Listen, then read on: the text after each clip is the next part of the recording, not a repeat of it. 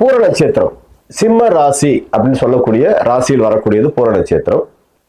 இந்த பூர நட்சத்திரத்தில் பிறந்தவர்களுக்கு முதல் திசையாக சுக்கிர திசை வரும். ஏன்னா சுக்கிரன் தான் பூர நட்சத்திரத்துக்கான அதிபதி.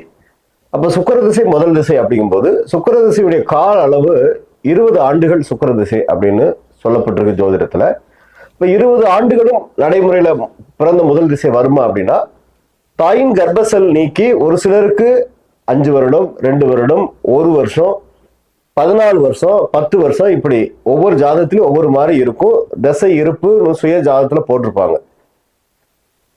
அப்ப அந்த தசை இருப்புங்கிறது அவரவர் பிறந்த நட்சத்திர பாதத்தின் அடிப்படையில வரக்கூடிய ஒரு கணக்கு. இது உங்க சுய ஜாதகத்துல எடுத்து பாருங்க.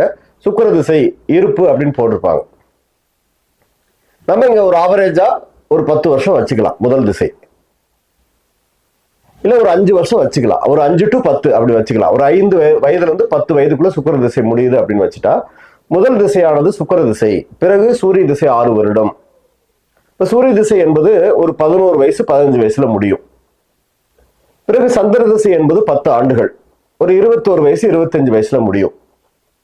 பிறகு செவ்வாய் திசை என்பது ஒரு 7 வருஷ திசை, ஒரு 28 வயது அல்லது ஒரு 32 வயது இந்த வயசுல முடியும்.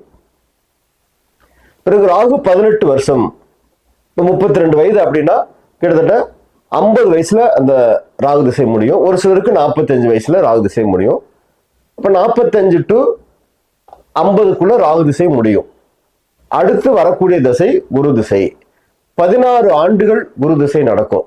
இந்த குரு திசை என்பது ஒரு சிலருக்கு 40 வயசுல தொடங்கும், ஒரு சிலருக்கு 45 வயசுல தொடங்கும், ஒரு சிலருக்கு 50 வயசுல தொடங்கும். முதல் திசையினுடைய இருப்பு கணக்கு பிரகாரம் நம்ம ஆவரேஜா ஒரு 45 to 60 61 வயசு வரைக்கும் அந்த திசை இருப்பு அப்படின்னு வச்சுக்கலாம்.